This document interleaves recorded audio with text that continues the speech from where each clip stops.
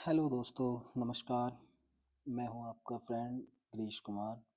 आपके लिए एक नया टॉपिक और इतिहास के कुछ फैक्ट जो अक्सर एग्ज़ाम में पूछे जाते हैं, लेकर आया हूं।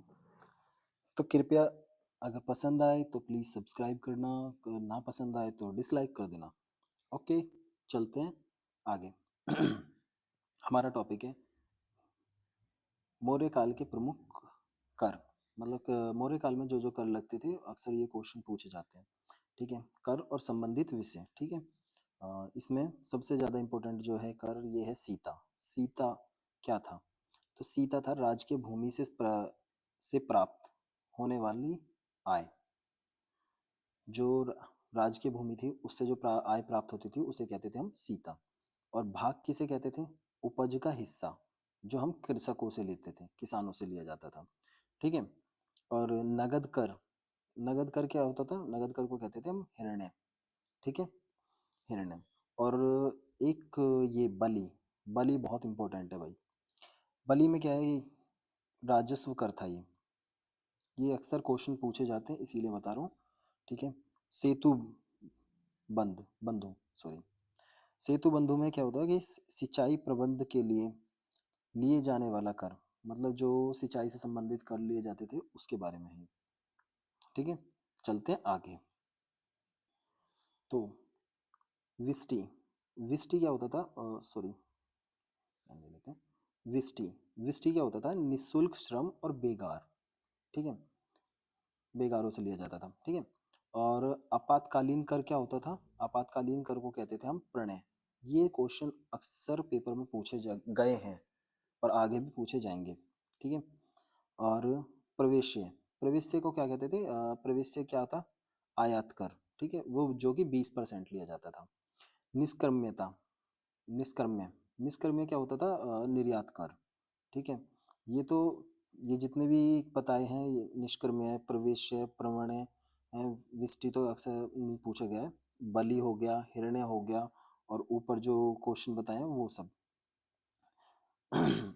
तो ये अक्सर पेपर में पूछे गए हैं। तो चलते हैं नेक्स्ट स्लाइड की तरफ। तो आ जाते हैं अपने नए टॉपिक की तरफ, जैन तीर्थंकर और उनके प्रतीक चिन्ह।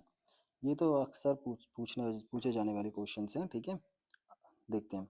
ऋषभदेव, जैन धर्म के पहले जो तीर्थंकर थे वो थे ऋषभदेव। उनका जो चिन्ह था वो था बैल। ठीक है। अजीतनाथ, अजीतनाथ थे चौथे, तो इनका था हाथी। संभवनाथ, संभवनाथ का प्रतीक चिन्ह था अश्व। पद्मनाभ, पद्मनाभ का था कमल। ठीक है। सुपार्श्वनाथ, सुपार्श्वनाथ का था स्वास्तिक। स्वास्तिक तो हम जानते ही हैं, ये वाला स्वास्तिक होता है। ठीक है, सॉरी, ऐसे, हाँ ये है स्वास्तिक। ठीक है। मल्लीनाथ, मल्लीनाथ का था कलश। ठीक है। और ठीक है, नेमिनाथ, नेमिनाथ का नीलकमल। नेमी, सॉरी, नेमिनाथ दो बार हो गया। अच्छा, नमीनाथ था ये नीलकमल, और ये है नेमिनाथ, ये है शंख। ठीक है। और पार्श्वनाथ, पार्श्वनाथ का था सर्प। सॉरी, चलते हैं आगे थोड़ा सा। तो हमारे सबसे लास्ट वाले थे 24वें तीर्थंकर महावीर स्वामी, जिनका था प्रतीक चिन्ह सिंह, शेर। और पार्श्वनाथ जो थे, ये थे 23वें तीर्थंकर। तो ज़्यादातर जो पूछा जाता है ये क्या नाम है? एक तो पार्श्वनाथ, एक महावीर स्वामी, और एक हो गया ऋषभदेव, ऋषभदेव। ठीक है, इनको थोड़ा सा अच्छे से याद करना कि ऋषभदेव का था बैल, और पार्श्वनाथ सर्प, सिंह, और ठीक है। तो चलते हैं अब अपने नेक्स्ट टॉपिक की तरफ।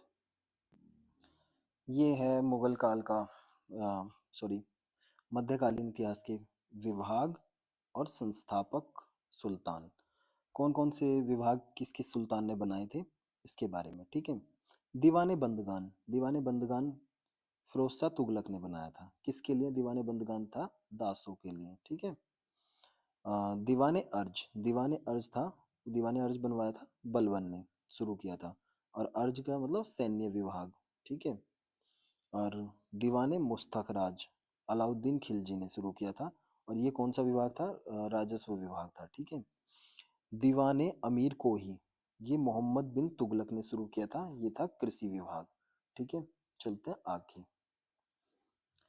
ठीक है। दीवाने खैरात, दीवाने खैरात शुरू किया था फिरोज शाह तुगलक ने। ठीक है। ये दान विभाग था, जिसमें कि जितनी भी मुस्लिम महिलाएं थीं उनको दान दिया जाता था, जो और उनके विवाह मतलब जो अविवाहित स्त्रियां थीं उनका विवाह किया जाता था। ठीक है।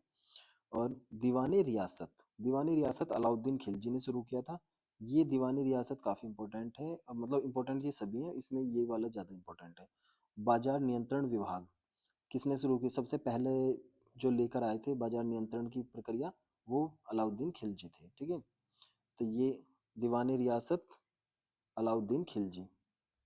ठीक है।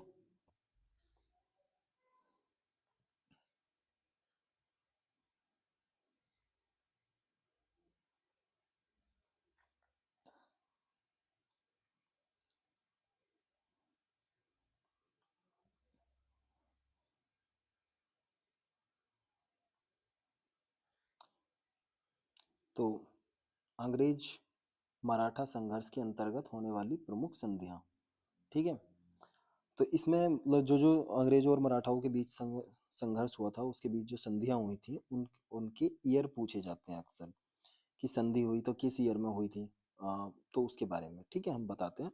सूरत संधि, सूरत संधि कब हुई थी? 1775 में। ठीक है। पुरंदर की संधि 76 में। बड़गांव की संधि 1779 में, 79 में। ठीक है। सालबाई की संधि, सालबाई की संधि 1772 में, ये इम्पोर्टेंट है। और सूरत की संधि, ये प्रथम आंग्ल मराठा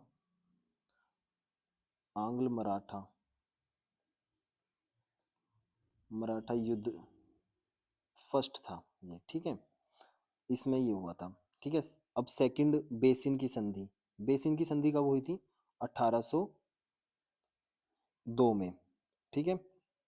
फिर और ये था 1802, यहाँ से लेके यहाँ तक ये सेकंड आंग्ल मराठा युद्ध था। ठीक है।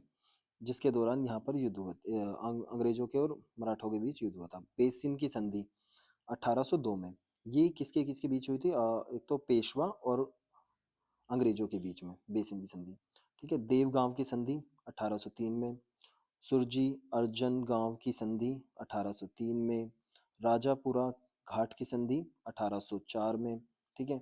अब चलते हैं आगे। तो अब देखते हैं तृतीय आंग्ल मराठा युद्ध, यहाँ से लेके 1816 से लेकर 1818 तक रहा था। ठीक है। तृतीय आंग्ल मराठा युद्ध। ठीक है। इसमें नागपुर की संधि 1816 में हुई। ग्वालियर की संधि सिंधियाओं के साथ, ठीक है, 1817 में। पूना की संधि 1817 में। मंदसौर की संधि 1818 में। ठीक है। और अब चलते हैं थोड़ा सा आगे। आंग्ल मरा प्रथम आंग्ल मराठा युद्ध, जैसा कि मैंने आपको बताया था, 1882 में सालबाई की संधि के से समाप्त हो गया था। ठीक है। प्रथम आंग्ल मराठा युद्ध। चलते हैं आगे। द्वितीय आंग्ल मराठा युद्ध, ये कैस कब समाप्त हुआ था?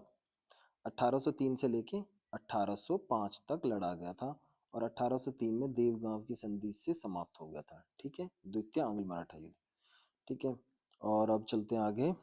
तृतीय आंग्ल मराठा युद्ध 1817 से लेके 1819 तक लड़ा गया था, और इसके द्वारा मराठा शक्ति और पेशवाओं के वंशानुगत जो पद को समाप्त कर दिया गया था।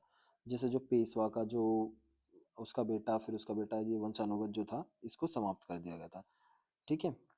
जैसे कि हम जानते हैं कि जैसे बालाजी विश्वनाथ थे, फिर उसके बाद आया था बालाजी बाजीराव मस्तानी वाले, फिर उसके बाद बालाजी बा सॉरी ऐसे वंशानुगत। ठीक है। अब आ जाते हैं अपने नेक्स्ट टॉपिक की तरफ, सूफी सिलसिला और संस्थापक। तो ये तो भाई हमेशा पूछे जाते हैं, कौन सा सिलसिला कब था और उसके संस्थापक कौन थे। जैसे चिश्ती सिलसिला, चिश्ती सिलसिला जो था वो ख्वाजा मुइजुद्दीन चिश्ती ने शुरू किया था। ठीक है। और सुहरवा वर्दी। ठीक है, ये किसने शुरू किया था? बहा बहाउद्दीन जकारिया ने। ठीक है, फिर कदरिया सिलसिला कब किसने शुरू किया था? सैयद मखदूम मोहम्मद जलाली जिलानी। ठीक है, इनके तो नाम भी यार अजीब अजीब से थे। और सत्तारी, सत्तारी का किसने शुरू किया था? अब्दुल्ला सत्तारी ने। फिरदौसी का अ, अब्दुर अब्दुद्दीन समरकंदी। ठीक है, नक्शबंदी, नक्शबंदी का बाकी बिल्लाल ने ठीक है शुरू किया था। सुहरवादी का जो जकारिया, इसका जो वो था अनुयायी वो, हाँ क्या नाम था उसका, सॉरी, अरे यार, औरंगजेब। औरंगजेब इसी का ही अनुयायी था। ठीक है, और चिश्ती सिलसिला इसी में, फिर मुहिद्दीन चिश्ती हुए थे। फिर उसके बाद इसी के ही चिश्ती सिलसिले के निजामुद्दीन औलिया भी थे। ठीक है, और बाबा इनके बाबा फरीद भी थे। बाबा फरीद काफ़ी फेमस पर्सनालिटी थे। बाबा फरीद वो भी चिश्ती सिलसिले से ही जुड़े हुए थे। चलते हैं आगे अपने नेक्स्ट टॉपिक की। गाइस पसंद आए तो यार प्लीज़ सब्सक्राइब करना, और आगे ऐसे ही वीडियोस के लिए लाइक करते रहना, सब्सक्राइब करते रहना, जिससे कि मैं सारी चीज़ें, अक्सर पेपर में ये चीज़ ज़रूर आती है।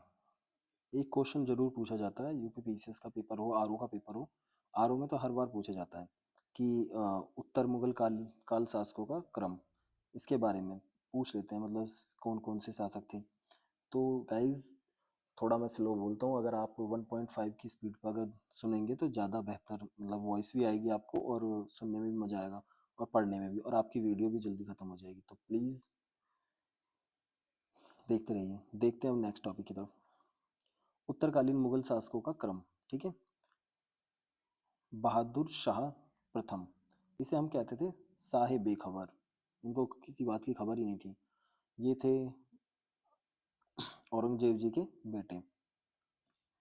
काहे के जी, कुछ नहीं जी, औरंगजेब के बेटे। ठीक है, 1707 से लेकर 1712 तक। ठीक है, फिर जहांदार शाह, इसे हम कहते थे लंपट राजा, सॉरी लंपट मूर्ख। ठीक है, ये था 1712 से लेकर 1713 तक।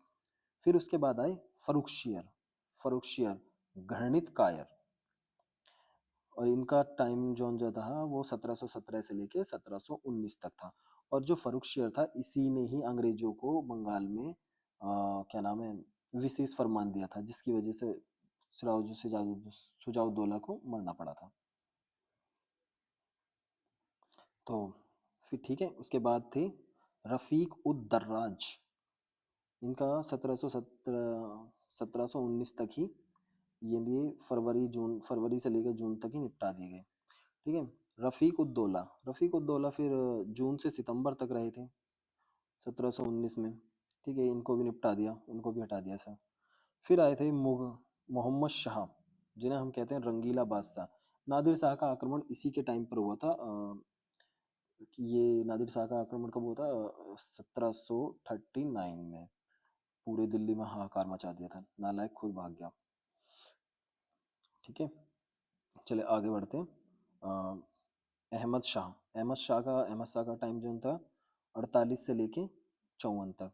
फिर उसके बाद आए थे हमारे आलमगीर सेकंड, आलमगीर सेकंड 1754 से 59 तक। ठीक है, फिर उसके बाद आए थे शाह आलम द्वितीय, शाह आलम द्वितीय ने 59 से लेके 1806 तक शासन किया था।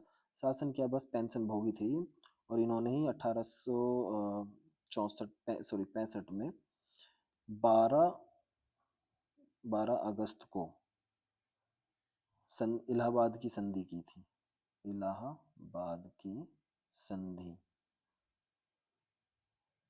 संधि की। ठीक है, और उसमें क्या किया था इन्होंने? उसमें इलाहाबाद की संधि में शाह आलम द्वितीय ने बंगाल, बिहार और उड़ीसा, उड़ीसा की दीवानी जो थी वो अंग्रेजों को दे दी थी। ठीक है, तो उसके बाद इन्हें पेंशन भोगी बना दिया गया। लड़ने गए थे, मर क्या रह गए, खैर कोई नहीं, जो हुआ सो हुआ। अब चलते हैं इनका बड़ा लड़का था अकबर, अकबर द्वितीय। वो 1806 से लेकर 1837 तक इन्होंने शासन किया। इन्होंने भी हमारे राजा राम मोहन राय जी को 1833 में इन्होंने इंग्लैंड भेजा कि वहाँ पर जाकर मेरी स्थिति के बारे में बताओ। परिस्थिति क्या, उनकी परिस्थिति बदल दी थी।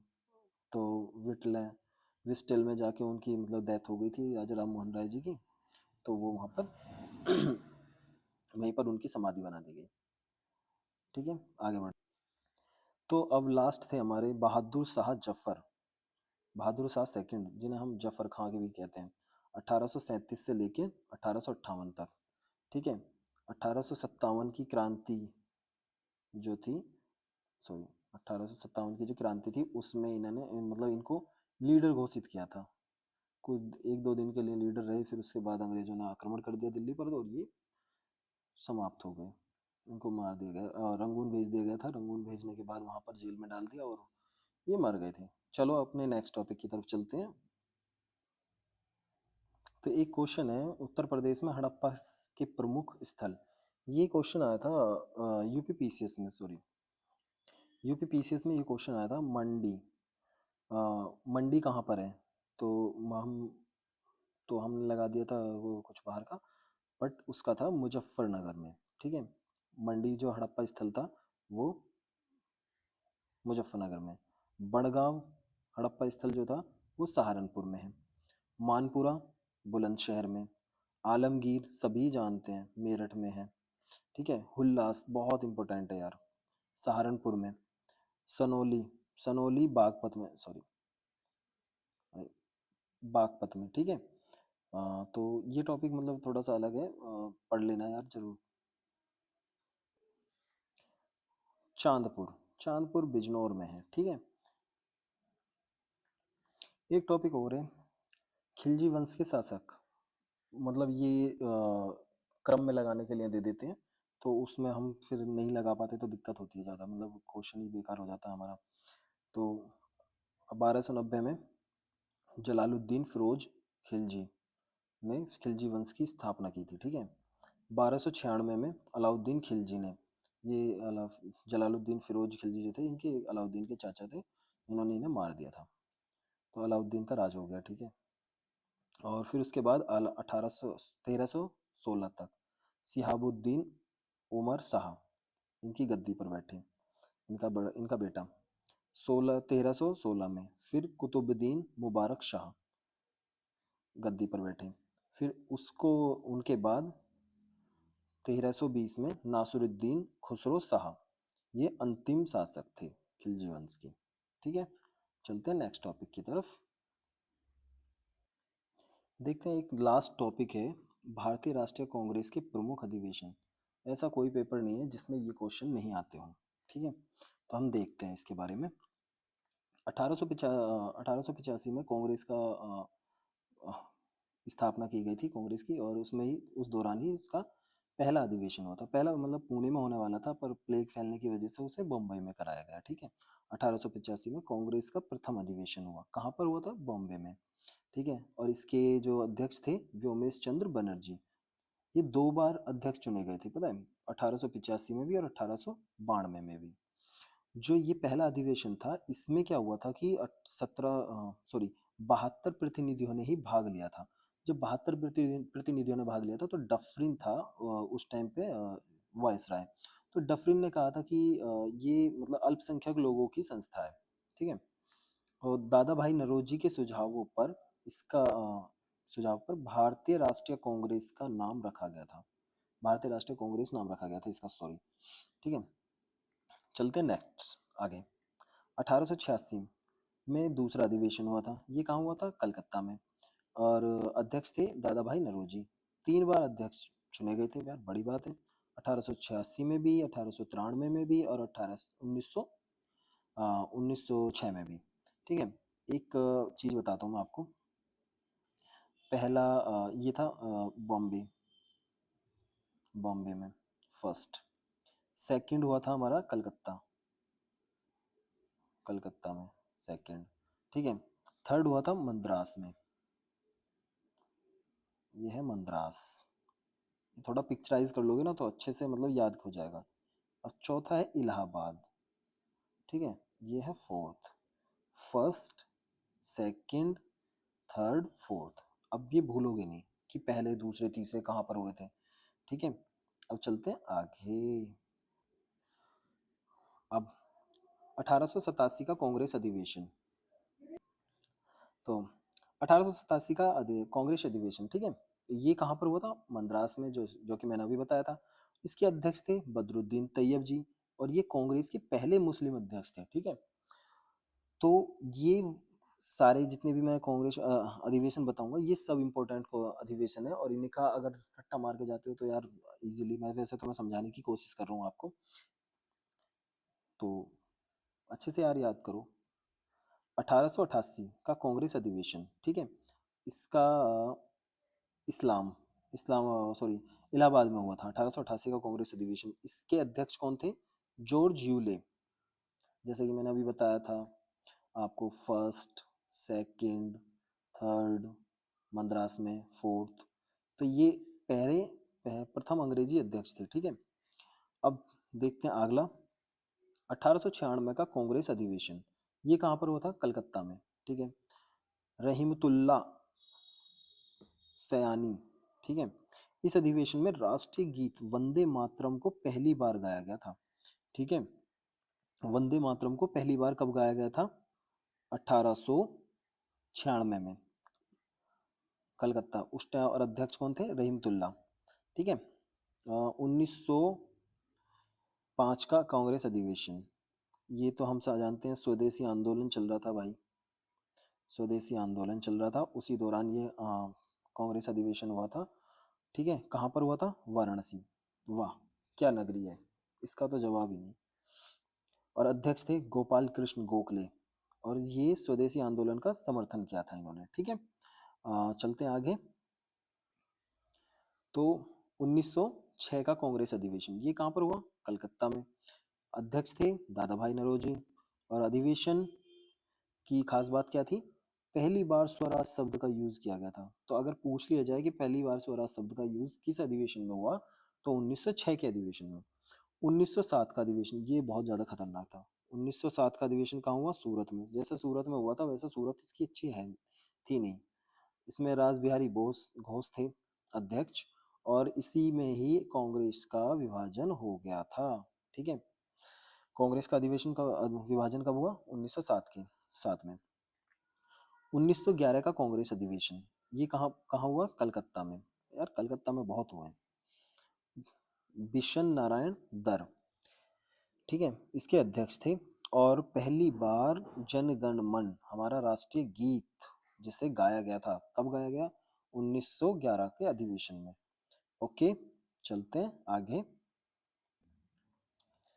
तो 1916 के कांग्रेस अधिवेशन, ये तो बड़ा इम्पोर्टेंट है। कहाँ हुआ? लखनऊ में हुआ था। अंबिका चरण मजूमदार इसके अध्यक्ष थे।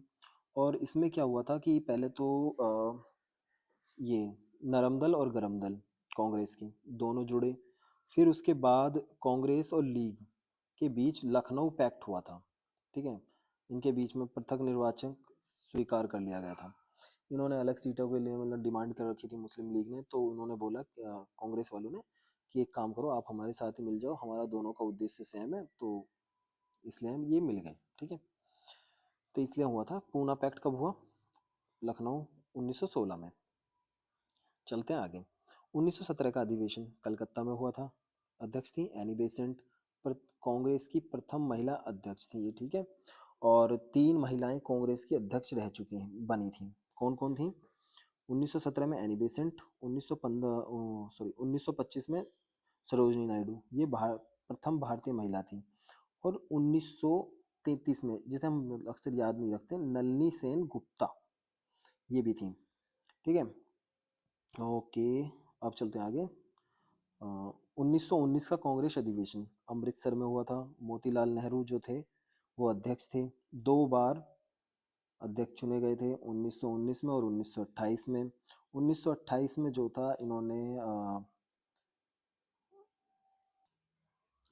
क्या था, 1928 में इन्होंने नेहरू रिपोर्ट सौंपी थी, जिसमें कि इन्होंने कहा था कि यार डोमिनियन स्टेट की बात है तो डोमिनियन स्टेट दे दो हमें, पर अंग्रेजों ने मना कर दिया। ठीक है, नेक्स्ट 1920 का कांग्रेस अधिवेशन नागपुर में हुआ था। ठीक है, वी राघवाचारी वीर राघवाचारी इसके अध्यक्ष थे और असहयोग आंदोलन के प्रस्ताव को स्वीकार किया गया था। और कांग्रेस द्वारा पहली बार भाषाई आधार पर प्रांतों का गठन की बात की गई थी।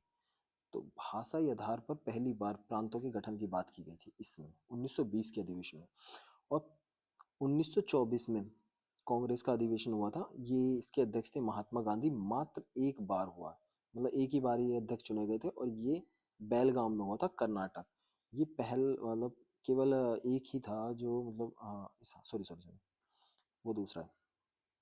1929 का कांग्रेस अधिवेशन लाहौर में हुआ था। ठीक है, और जवाहरलाल नेहरू इसके अध्यक्ष थे। इस अधिवेशन में पूर्ण स्वराज की मांग की गई थी। पूर्ण स्वराज की मांग कब की गई थी? 1929 में।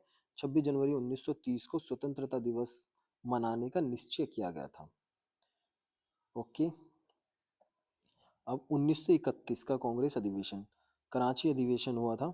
ये कब हुआ था? शायद 30 मार्च समथिंग हुआ था। और 23 मार्च को फांसी दे दी गई थी। किनको? भगत सिंह को। तो जिसलिए इन गांधी जी को काले झंडे दिखाए थे, सॉरी।